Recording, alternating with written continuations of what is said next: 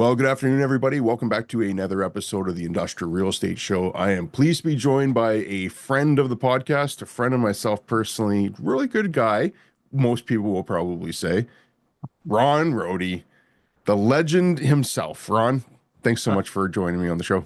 I appreciate that, Chad. It was super funny. So I had a meeting on a property that we're under contract on, and the broker said that one of the junior brokers was like, "Oh, you're meeting with Ron. That's so cool." It's like, tell me what he's like. And I said, "Yeah, that's funny, haha." And he was like, "No, the guy was serious. He's a junior industrial broker, and he says he watches all the videos." And so it was kind of humbling that somebody told somebody else that he was meeting Ron, and it was impressive. So Well, I'm if just like, if anyone isn't subscribed to Ron's channel, you need to check it out because he puts out a ton of great content. We're, yeah, I thought if you're open to it, I just wanted to talk deals. Do you have anything on the go right now? And just, I do. I yeah, do. My life is crazy right now. Backing up a little bit, I sold the property in January of this year, kind of towards the end of January. So that was one exit. But since then, I've also gone under contract to sell two more, and under contract on another one, the one that we looked at yesterday. So, wheeling and dealing stuff right now in this market, I really think the velocity has picked up. But two other people say if you weren't putting LOIs out in the last 6 months, you can't start. I mean, you can start, but you lose some of that momentum because you're not engaging with sellers prior to the release. But again, confirmed. I just posted a tweet today. Deal volume looks like it's back up. I was on a phone call with one of my big phase one geotech providers, and they were like, "We're slammed." She was like, "The last month has been slammed, and the pre-orders for April, I can't get you done until maybe the end of April." mhm. That's how busy they are. And I don't know if they cut people, in the downtime, their capacities may be reduced, but volumes back, sellers are transacting. I think all that dry powder on the sidelines is finally finding deals at good prices that pencil. So, So you grew your portfolio to 7 properties. Is that where you yeah, were at the yeah. peak? So I want to get into why you're looking to sell right now in a second, but let's even talk real high level. What are you thinking right now as an investor with your own skin in the game? What are you thinking with the economic and political climate right now without having any crystal ball on what happens and whether tariffs go to 10,000% between US and China in the near future, without having any clue what's going to happen in the future? How are you trying to digest all the information that's getting thrown at us and changing on a seemingly daily basis?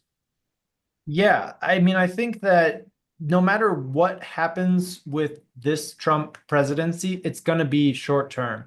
And so if you're an investor and if you're deploying capital for a long-term horizon, this is all just noise. And if people make too much reaction based on noise, you're going to lose money or be too stressed. And so I think now with the frothy or some churn in the market, some instability is a great time to buy. So if any sellers or any other people are a little bit on the sidelines or nervous about this, as a long-term investor, this is an opportunity. It's an opportunity to buy fundamentally good real estate. And again, when you and I talk about reshoring and onshoring, these are massive companies making supply chain moves, and the railroad consolidation made in Mexico, that has taken years, and it will still have impacts to be felt for years to come. uh, and so again, that's why I think we're making our decisions based on those movements, not what Trump announces on Truth Social, and then he backtracks the next week. We're not making investments based on those tweets.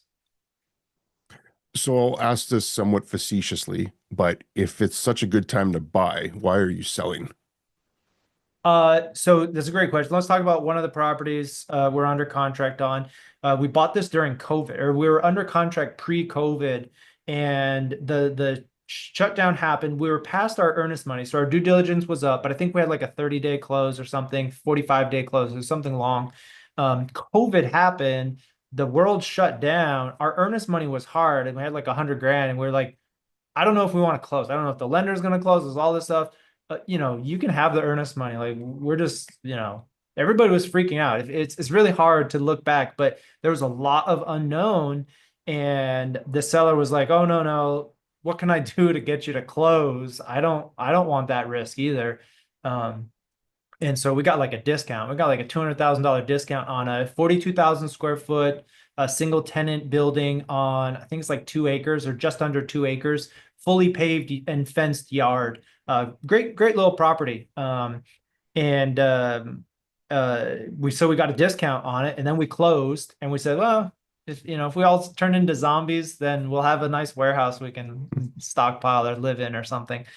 So that ended up being crazy because we got a price reduction, and then rents just, skyrocketed for industrial and this building. So, but anyway, it's a 5-year term, right? So they had 5 years left on the lease when we closed. And so they actually vacated the building. We're looking at refi, re-tenanting, that was definitely an option. We had a ton of tours, but we had this owner user come up. And as we all know, owner users love to pay bonkers prices. So that's why we're selling, because we're selling to an owner user, and we just don't think that there's enough juice that's worth it to lock ourselves in for another 5-year term, or 7-year term. Just don't need to. We don't need to like sign up a tenant and then just go through the process to sell, because your IRR ends up being about the same with a lot more risk and a lot more work. Mhm. So it's like, just take the owner user sale. And what I was going to say is the earnest money it went hard. They had to get a little zoning change. They do like a little bit of light manufacturing, final assembly for their products. And so the zoning needed a little bit of tweak, but the city approved that recently. And so it's awesome. Like everybody's warm fuzzies about the property. Like they're going to move in and do their stuff there. And the city is all copacetic with it. So yeah, so that's why we're selling one of them. There's another property that's like more of a pure iOS. We bought that 2 years ago, but we bought it for a great basis, like 200,000 an acre. But we did some value add with some environmental stuff, cleaning up the tenants, and making 2 acres usable by plugging the gas wells. And that was a big process. It cost money, but it's just working with the gas company and I call it the operator, the city, the state, a little bit of multi-party contracts and stuff. But once we were able to do that, that was our plan to sell. We were looking at developing, but our plan was not to develop. Our plan was just to lease and create value that way. And that one's great. Like the reason again we're selling is the price for the dirt really exceeds what our pro forma number was. And it was like, hey man, take money off the table, because we're not developers. I'm not claiming to put up buildings and concrete and stuff.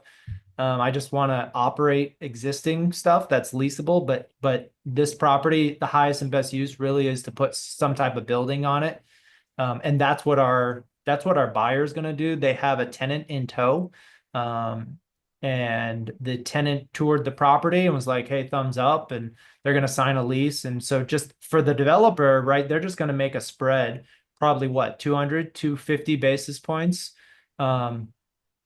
based on their lease. And then, I mean, they're happy. The developer makes money. Although they did say they would close even without the tenant, because they're trying to break into Texas.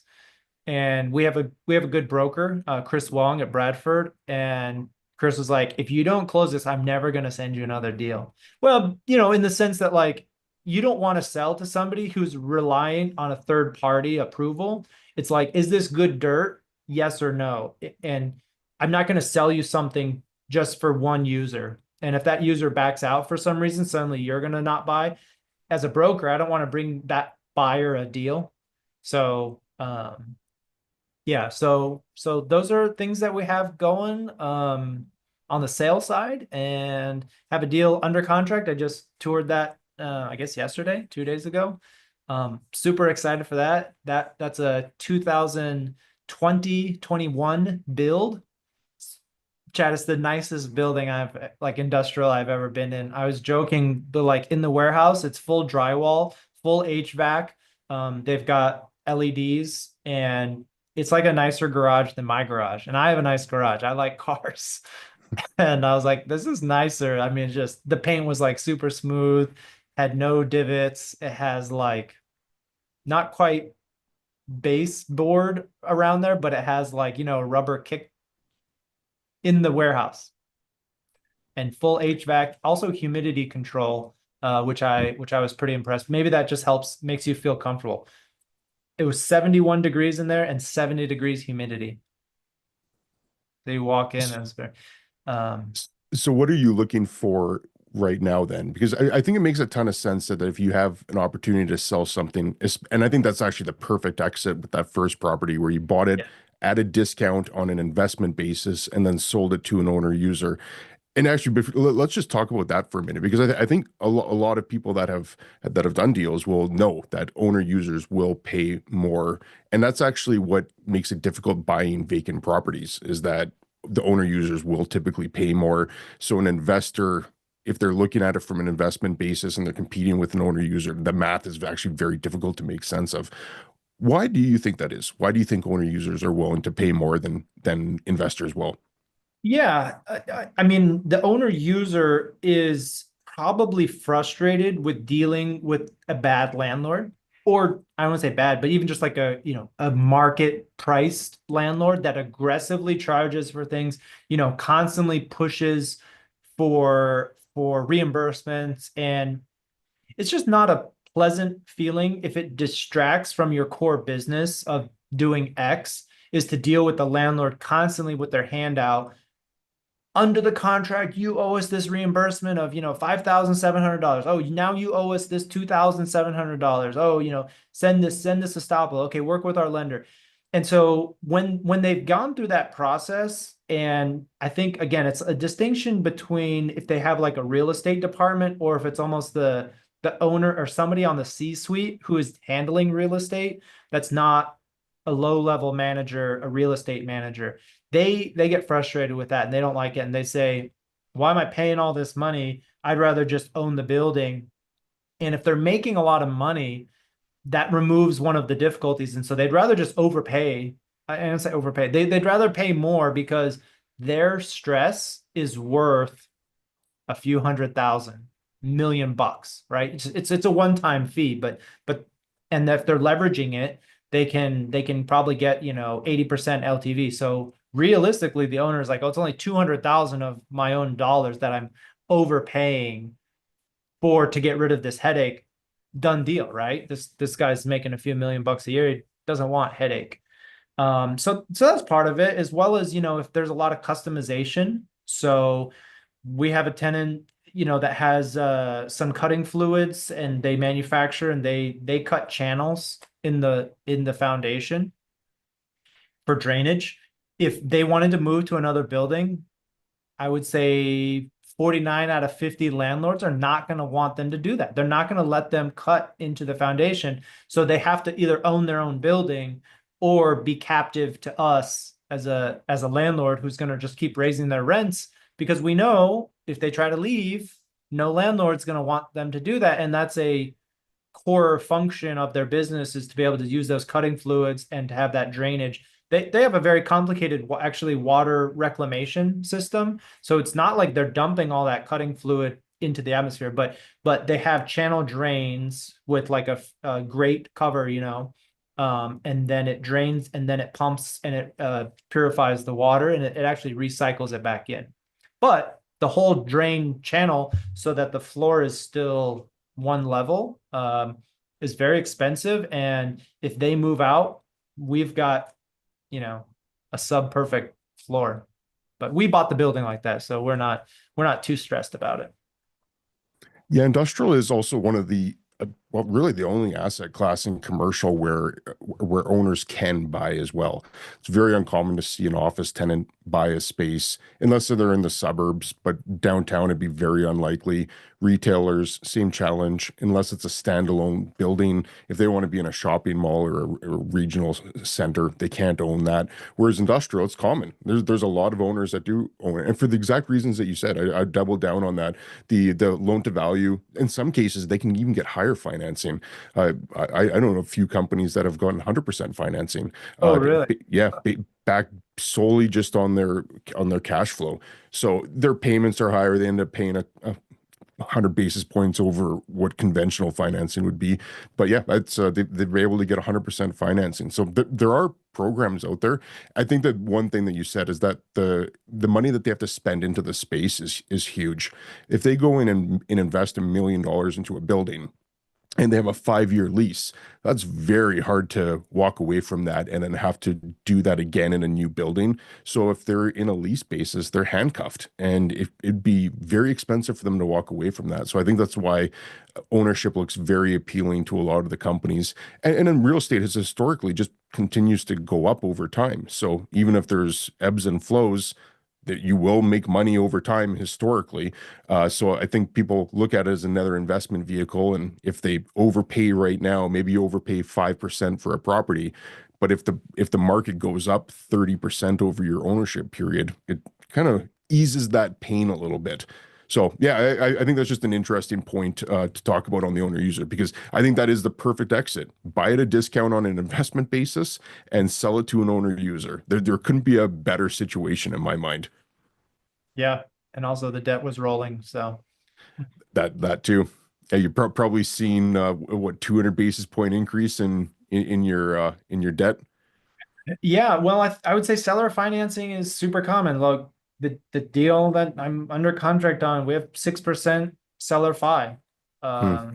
So he wanted a little more of a down payment, but that's fine. You know, it's still positive leverage on the tenant. So we'll do seller financing. It's a little bit of a small deal, but again, it's a super nice building that I think they're saying too is kind of funny. The tenant is a national company, and the landlord went to like go pay the property taxes, and it says amount due 0. And it's like, oh, that's weird. Like, what happened? And then he saw it and was like, the tenant paid the property taxes. He was like, oh, well, I mean, I guess that's fine. The landlord had a duty, to pay and get reimbursed, but this tenant just paid it directly upfront. Good So it's for like him. we don't even have to finance your property taxes, and I guess they're not planning on moving out um, anytime soon. But I think those things make it easier. And so if people are looking at single tenant deals far away or not quite right, I love single tenant for slightly sophisticated, but not so big that they argue with you about everything. I don't know how to quantify that, but that's something that says, okay, I'll buy a small deal if it's single tenant and a new building. They're not going to bother me, right? The HVAC is 4 years old. Yeah, I had a single tenant building. It was 15, it is 15,000 square feet on 3 acres. And we had a Fortune 1000 tenant in the building. And we bought it when there was about 4 years left on the lease. And this was last year now. But as their renewal period was coming up, they gave us notice that they weren't renewing. So we went from having this great asset with a really strong tenant to now the prospect of it being completely empty. So while I love the triple or the single net building aspect of it, it can be very daunting once you have a tenant tell you that they're not renewing, because now you're facing the prospect of 100% occupancy, full accountability for the debt, property taxes, all the operating expenses, and that's pretty concerning too. Fortunately, we got lucky on that one. We ended up finding a tenant that didn't have as strong of a credit profile, but we ended up getting a lift. So we actually added a couple dollars a square foot to the net rent, and we were vacant for a month. Oh, So that's good. it was a really good story. But I could tell you, when you have one property coming up, all of a sudden a little bit of sleepless nights. Yeah. And I think again, like both of us have day income, and for a while, I've always thought about, oh, I want to do like real estate full time. Like this is what I enjoy doing. But it's incredibly stressful if all you have is just, the tenant rent coming in and mortgage payments and debt service. It can be very stressful if real estate's the only income versus what I think that, kind of you and I have is it's still kind of straddling. We have this other income source that I can take funds from my law firm income and pay debt service if I need to, but I have that ability to turn up the dial on something else as opposed to solely looking to the investors or the properties to generate cash flow to service debt. And I think for me, it's worth that peace of mind to be able to sleep at night. It's like, okay, I got a 12,000 a month debt payment. Okay, whatever. Like, my partner and I will pay it. It's not crushing. If you were doing real estate full time, right, and you've got 10 properties that are vacant, how are you gonna cover 120,000 a month? Because you don't have other income, right? I mean, even your personal savings might get exhausted in just a couple months if you were loaning money, and maybe you don't. Like as a GP, I don't know that I would front that much money to a property that went dark. Yeah, no, it's a very good point. So what are you looking for now then? It's because you're in almost in the rare position for real estate investors where you're going to be cash heavy, asset light. No, it's Most of us very were strange. asset rich and cash poor. What's the plan? Uh, I think really just look for more industrial outdoor storage. And specifically, my friend over at Cantex, Romy, we were at lunch the other day and was really talking. It's like there is so much competition for the end result. And what I mean in like iOS and industrial is people want that tenanted, stabilized property. And then they're all going to bid. They're all going to be competing. This is the Zenith, the Altera, the Triton, IOV, like being like all these companies, they're all just trying to get cheaper debt, have more aggressive lease renewal projections or long-term outlook. That's what they're all just underwriting, but nobody wants to do the work. And by the work, I mean cleaning up a site. I mean painting the building. I mean fixing the roll-up doors. Doing 1,000 square foot office refresh is painful. It is so freaking painful. That's not our day jobs. And no vendors want to come, none of the subs want to come out because it's 1,000 square feet and you got to beg and plead and cajole and say, oh, we got 1,000 square or 3,000. It's awful. It's just brain damage. But that's what these tenants want. And I had a conversation also with another friend that's over at More Capital, huge company, and he was blasting me for some of my YouTube videos about the tariffs and everything, and he was like, our tenants are between 500 million to a billion in market cap, and I was like, okay, well, first of all, anything that you say after that is not applicable to my entire universe of my tenants who make 5, 10, 25, 100 million is still way below your threshold because those guys operate very differently, right? They have sophisticated capital markets teams. They have floating debt. They have working capital. Like they are as much finance companies subject to interest rates versus these guys who are already manufacturing. But anyway, I don't know, I lost my point. But the point is nobody wants to do the work. And Mhm. so what I'm looking for is what are the opportunities to deliver the product that lets everybody else bid on. So on a couple of these last two sales that I had that were like really great iOS things, we had like 7 or 8 LOIs and we had escalating offers and none of my pricing that I opened with is what what I contract priced. Everybody was just like, let me just pay a little bit more. How can I pay a little bit more? Because they want the opportunity. When you give them that iOS that's down the fairway, that's in those buy boxes, they all want to win the deal. And it's just super fascinating that nobody wants to do the work, but the money is in the work.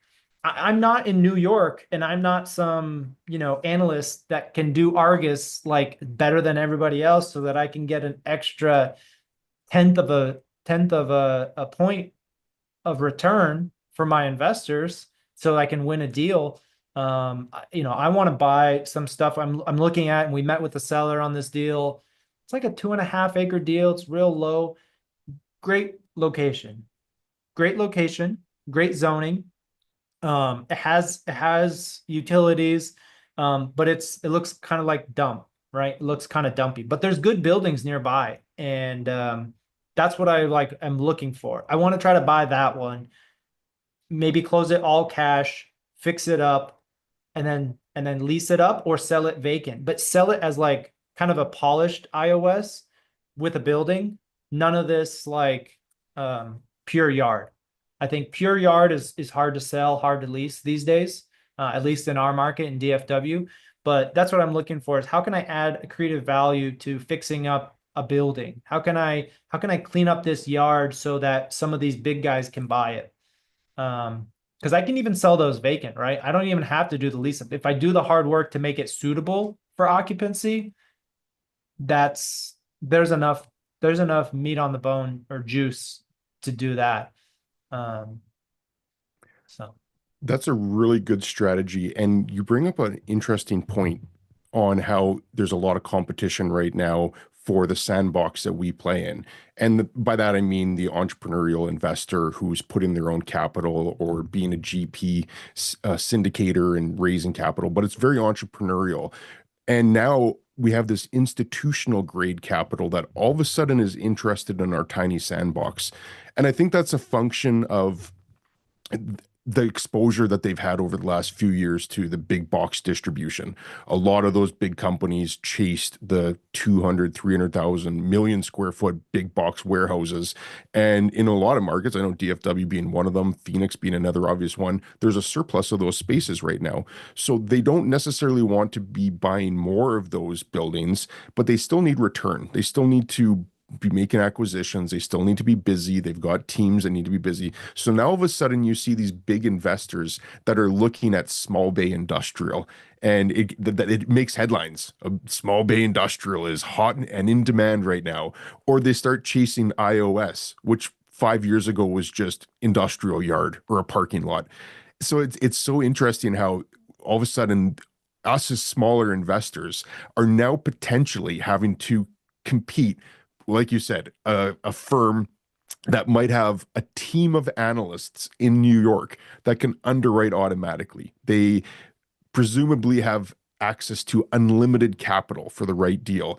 And you and I might have to be competing with them. Are you seeing that as a risk on you want to buy a building? Let's say a great opportunity comes up, hits the market. It's an area in DFW that you know really well. Let's say another 40,000 square foot multi-tenant building, 3,000 square foot bays, enough land. It's a good property. I don't yeah, want to you say need unicorn, but enough good. land. I love that like scenario. The key would be there is land that is just raw land, just dirt, and it might be trees. It might be like encumbered, but the seller says like, oh, I've got this little property, but I really want like 5 million for it, which is effectively like a 3.5 cap. But I say, okay, but does it come with this land? He's like, yeah, I've got this other 4 acres. I'm like, okay, I can pay you that price because I'll clear and develop that. And then you've got this really sweet combined property that you can like double the NOI. And if you double the NOI, what do we get? We get to a 7 cap, right? So maybe 3.5 is a little too aggressive, but we could talk like he wants to sell at a 5 cap, and I can make my developed basis at a 10 cap. Those numbers are, workable. So what happens if there is no land? What happens if it's just that property that would normally check all your boxes, but the markets are driving that down to sub 5 cap? How do you compete, or how do you make sense of any deals in that market? I just wouldn't, I guess. I would just make my offer and just move on. There's just so much opportunity. I refuse to believe that I can't find something at a good price that works. I'm just not looking hard enough. So what are you doing to look for properties right now? What is I what mean, is your we cold strategy? call. Yeah, I mean, we cold call. We have our own list. I don't want to say I'm like competing with the brokers, but you got to do your own calls. I think sellers are more receptive to us saying like, hey, we're the principal. We own these things, similar ugly industrial properties, and we closed on them, and we'll close on yours. No brokers fees. They like that. And then you can get a pretty good pricing differential if they don't have a broker and they don't want to, get a BOV or something. They just say, oh, brokers don't add any value. I'm like, okay, well, maybe your property's worth 1 million and I'll pay you 700. And then I can kind of fix it up within that delta and then hopefully exit for gain, or I can hold for cash flow. I think that's very powerful too, is having binary exits and being willing to hold something if it is cash flowing versus needing to sell. Um, Just as an aside to those owners that say brokers don't add any value, a broker might have got you 1.2 versus selling for 700,000. correct. So Well, so I mean, look, you won't take personal offense. I think it I is don't take personal offense at anything. that a lot of the listed deals sit. And the only way the broker got the listing was by dropping the 1.2 and making the seller's ears perk up and said, okay, fine. If you get me 1.2, I'll list with you. And he says, okay, great. And they write it up and he lists at 1.2. But let's say market price for an investor is at 1 million. At 1.2, it sits. And when he gets an offer from me at, I'm not even going to open with the 7 or 9. I'm going to open at 8, for example. And then the seller's like, we're so far off. Even if the 1 million is the market, they're not like really motivated. And I hate to say motivated. They're not people wanting to engage in price discovery. They're just this is my pie in the sky price. If an owner user wants this site, I'll sell for 1.2. And it's like, okay, but you're not going to get that kind of traction that people just don't even look at it. And I think it's really interesting that a lot of the listed stuff that's called iOS, it doesn't transact. And nobody has pressure to transact. So One thing that I've always enjoyed talking with you, Ron, whether it's on an interview or whether it's in person, is that you're very candid, and I don't think either one of us could get offended by anything that either one of us say, which I think is fun because then you can have a real open conversation. yeah, and I'm so gonna, lawyers. Lawyers yeah, suck. yeah, exactly. Vish, Matthew, and Mark are on. If you guys have questions for Ron on something that I am not covering, feel free to join in. I want to actually expand on that, pull that thread a little bit, because I had this conversation with somebody the other day. Property comes on the market, an owner wants to sell it, and he decides he is going to list it, and he goes to three brokers. One broker says, "Yes, I've done all the analysis on this. I've studied the market extensively. I've prepared all the comparables on what's sold, on what you're competing with, and I firmly believe that this property is worth $3 million.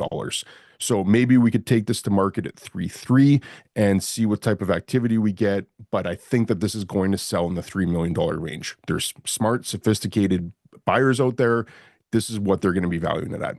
Another broker comes in and says, "Listen, I've done all my homework and I think we can start pushing the market for whatever reason. Maybe there's one that's about to sell down the road that he knows about that was off market, and they'll start pushing it up." And he says, "I think we could sell this for 3.75 million.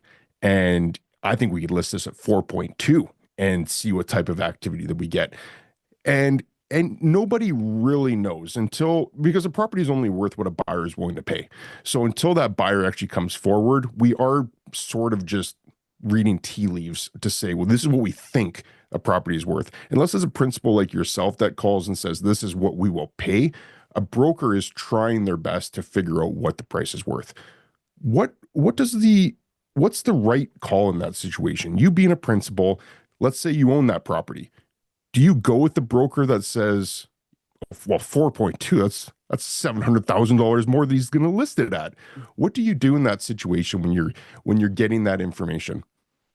So it's a great question. I would say I kind of went through that process when we didn't like formally list, but we did solicit bids from all the big players. So it was like, they get to say it's off market.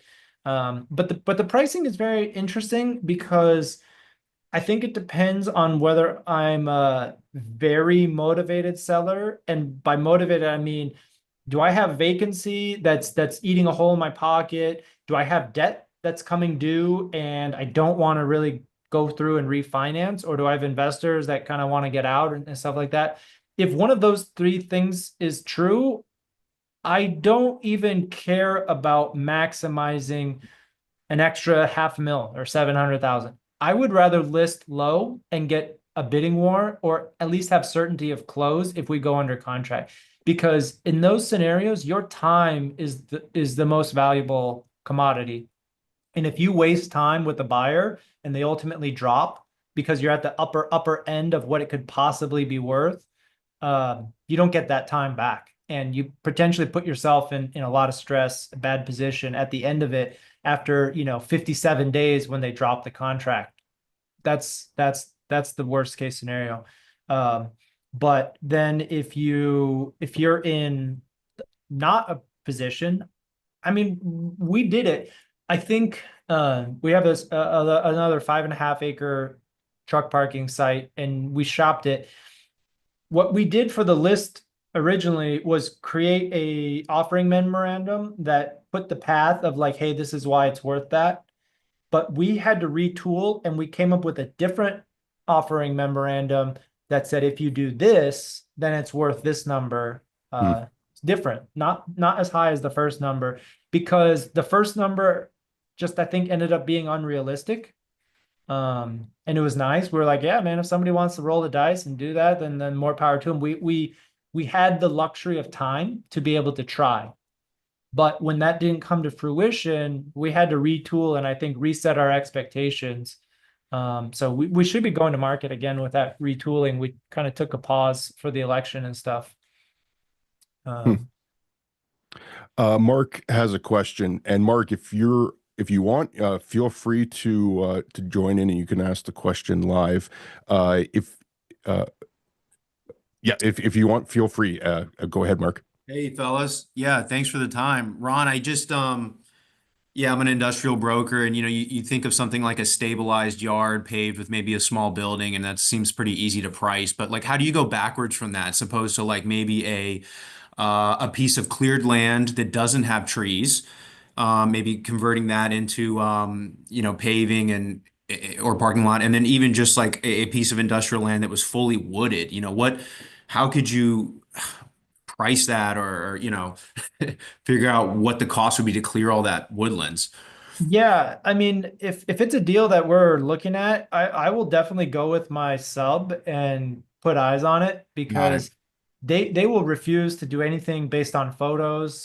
There's grading issues that I think make it more difficult to take down the trees, and almost like the type of tree, if it's dead trees, if there's a lot of underbrush, that just kind of makes it a pain to maneuver. Um, I will do a plug for my YouTube video. I have one about development costs, and I go through an actual hard bid uh, proposal for a site here in DFW. So like 4 acres, 10,000 square foot building.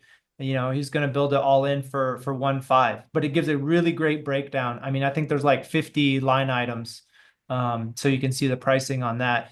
But yeah, if you just want like some ballparks, I've seen stuff that if it's like skinny-ish trees and not super dense, like 5,000, 4 or 5,000 an acre. Uh, Hmm. eh, and then for your other question, the paving is crazy. I think, concrete's like $7 a foot. It's not cheap. But just depends on your jurisdiction if you have to go fully paved, or if you're trying to build that Class A facility, and you're in a location that could support those types of rents. The concrete, again, it's going to also matter on the thickness. So if you're not doing truck parking, you can probably get Hmm. away with 8 inches, 6, 8 inches. If you're doing any type of heavier equipment, you may need 12. That's as you can, it's like doubling your cost. But for some users, that's necessary. And as a spec builder, are you going to take that chance? I don't know. I don't know a lot of people doing spec full concrete yards. It's just so expensive. Um, but asphalt, That's, yeah. yeah, that's great intel. I mean, just with the thickness of the concrete, I mean, that's something you really wouldn't consider, but specific on the user. Yeah, very detailed. I'll And check again, out the YouTube video for sure, by the way. Thank you. yeah, so I have a couple of them on costs. But Can you send the links on those, Ron, and I'll add those to the show notes on yeah, this as well. I'll see if I I've can- While you're doing that, I actually have an interesting story on concrete that I just heard the other day.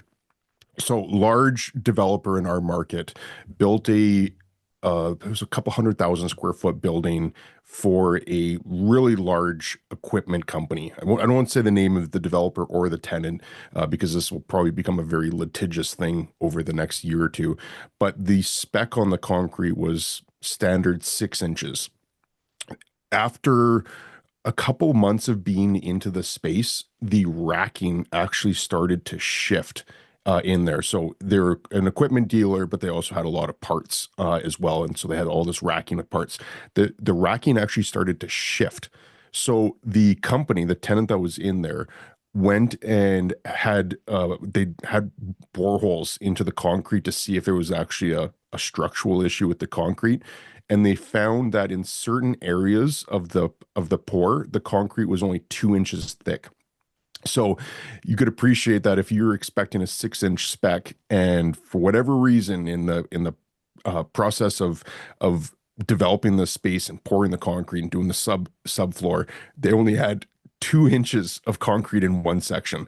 So not only did the racking, so this was early into the stage when the racking was starting to shift, then the floor subsequently heaved. So it went from being this brand new, seemingly Class A industrial building to now having massive issues with the concrete. Fast forward to today, they had to, and they're in the process of this right now, is they're removing all the concrete, but they have to do it in sections because it's an operating business. They can't just vacate the whole warehouse to re-pour the floor. So the inconvenience of having to go in and section this off and move everything around, it'll be somewhere around a $3 million mistake, all because the contractor, whoever it was in this process, didn't adequately confirm it. How do you, I'm curious to get your thoughts on this, Ron. What is the you could wear two hats on this. You could wear your lawyer hat or you could wear your potential buyer hat. How do you identify that? People aren't going to be going and doing boreholes as part of their due diligence to determine what the concrete thickness is. Is that something that we all have to deal with as a risk in this industry? Or how can you identify and protect yourself as a buyer? Yeah, so I think I'll answer it from an investor perspective. I wouldn't do any due diligence to try to find that out. I mean, it just seems like the cost for a very, very low rate, you know, and it's hard. I mean, maybe this is why we buy insurance and stuff, but I'm not even sure that that's an insurable interest. Or again, it'd be so expensive even just to get that coverage. Low frequency of occurrence and high damages if it does occur. I don't know. I just think you just kind of roll the dice, but it's crazy that on a new build that would happen, you know, because I'm not even sure you get like title coverage, because it's not a title issue. You did get the building, and certainly nobody at the title company knew about the specs for the plans, the construction plans. Maybe you have a claim against the city, like the inspector to sign off, but it's very tangential, even if you do. Um, They're As of right now, they're going back to the GC who did this, and this building's probably 10 years old now. oh, Uh, 10. so they're going back to the GC and hoping, and it's a large GC that did it. So it's probably going to become an insurance issue for the GC to Yeah. do it. But it's still a big issue. Like they're going to be dragged into all sorts of files and reporting, and then there'll probably be a deductible. Like it's not a great situation. But like when I heard that, I was like, how can a buyer possibly protect themselves against that? Yeah, Is I just don't think it's feasible. It's like the cost to do that type of testing on every building would greatly exceed whatever the cost is on a single transaction. Yeah, because you'd essentially have to go in and bore several holes because most of the space had 6 inches plus or minus. It was just one area, and I think it's sloped. I don't know if they did a full survey to see what it is, but I think it's slope. So it was in one Mhm. section, it was 2 inches thick and then a gradient down. But to identify that, you might go and bore 5 holes and all of them are fine. It's that one section that was 2 inches that ended up causing all the problems. Yeah, that's nightmare fuel. But good lesson to not be over leveraged and always have cash flow and don't buy that stuff on floating rate debt and No kidding. because those things can Uh, happen and even on a building inspection so let's look at the report that you get, right? You get a property condition assessment, you get a PCA, PCR. You may have a claim against him for not noticing the conditions that may have presented themselves in hindsight that you can blame them for. So that may be an area of recourse as a buyer today. Like to your question, how do I, well, the PCA, if it's a 10 year, even if it's a brand new build, you have that inspector walk through because he is somebody who is looking at this case or this incident with super laser eyes because that's the stuff they lose their job over. They lose their career. I wouldn't say missing it, but they need to be like aware of that. And I think they should be looking that it's a 10-year-old building. Some type of cracking has got to be apparent, but when they bought it, but they either dismissed it or they didn't flag it. But I gotta think some type of cracks existed, and the PCA is a cheap insurance that could highlight this. And maybe there's some soils analysis too that if you know the area, you could be more in tune with that. Like a heightened risk of certain things. But yeah, I mean, I certainly wouldn't know and just keep my deal sizes small so that I can just lift lift through it. Yeah, there's a great lesson in that. Matthew has a question as well. And Matthew, same thing. If you want to join in and ask the question, you're more than welcome to.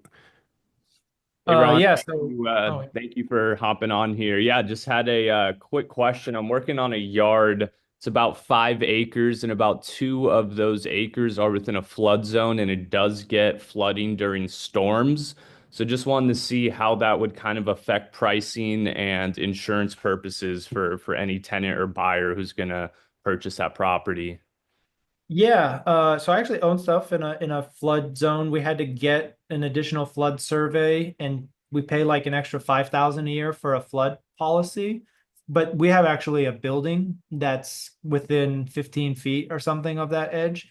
In terms of iOS though, is there a user that is occupying the flooded portion? Yeah, they are parking on the flooded portion, and it usually doesn't go more than an inch or two on the actual property, and it's never touched the building.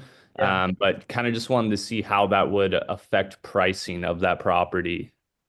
Yeah, so I'll say from my perspective, I'm not trying to build like, huge truck parking empire or anything. What I want to buy is good quality real estate, and a lot of the appeal of iOS is covered land play. So I've seen a lot of opportunities. There's these parcels that are underneath transmission towers, power transmission towers. There's flood zone. I wouldn't buy it unless it was, just on a cap rate basis, made a ton of sense of like, hey, I'm going to get my money back in 8 years because it doesn't have appreciation potential. I mean, yeah, maybe you could do a recertify or something, but I would really discount a portion that had the flood zone and I wouldn't count it in terms of what am I buying. That portion is just whatever cash flow I can generate, but I don't want to pay a lot for flood zone, even if it's usable, because I wouldn't expect future tenants, and then I can't develop or I can't sell the acreage as usable, developable acres in the future. Maybe yours it's paved already, so maybe that's its highest and best use. Um, but I don't know. I know people that buy in flood zone. Um, that's just not as common. Okay, yeah, that makes sense. Like what's the city or market? Is it infill? It's just north of Nashville, so it's about 10 miles from downtown Nashville. So seems like there's probably pretty good demand there, right? I mean, um, your investors, are they like, I guess buyers, are they flagging concerns with it or? Yeah, they're kind of not wanting to pay anything for anything that's within the flood zone, but it still is usable, and they've been parking on it for 10 plus years, and the flooding isn't extremely significant. It's not damaging the concrete or anything, and it hasn't made it to the Yeah. building. So that's just kind of the issue that I'm running into, because I know a lot of insurance companies won't insure that portion of land that is within the flood zone. So then the Yep. investors don't necessarily want to pay anything for the portion that is within the flood zone. Yeah, I mean, I think that kind of tracks with my answer. I mean, maybe I'd pay something on a cap rate, but like I said, you know, something like a 15 cap, Yeah. 14, so it's some multiple that I'm like, okay, I could realistically get repaid for that because I don't want to prepare for an exit where I'm attributing a lot of resale to that, even if it is functional, but maybe you can appeal to a user, they're the only people that will take that kind of risk. And obviously it depends, I guess, on your price point for the building and stuff. But you can find a user that will use it for value, not an investor. But a lot of investors are gun shy, and so am I. I wouldn't. Yeah, that makes sense. Thank you. Yeah, great questions, Matthew and Mark. Thanks for that. Vish, did you have something you wanted to ask too? Yeah, I would like to ask a question to Ron. Hey, Ron, good to see you. Yeah. And I've seen you at Hamza Ali in Austin, Hamza Ali's thing in Austin. So I have a question about can junk car yards, I mean, where people junk all the cars, what is your take on using them for truck stops? Can they be used? They're great. So it's funny, Chad and I were kind of chatting earlier about this. I think they're a great example of doing the work. They're a lot of work to clean up, to remediate, to remove all the vehicle, like everything about it is a lot of work, but they are a solid path to generating value for yourself. So whatever you pay for it, whatever time and energy and frustration and remediation efforts you put into, if you complete it at the end, you will be rewarded because you'll have a clean, suitable site for whatever you need, truck parking or whatever. But I have a couple clients. I've heard other stories. I've seen sites that used to be former junkyards, and with the path of progress, those junkyards used to be far away, and now they've kind of been consumed by development, and so now they're surrounded by retail and other industrial developments.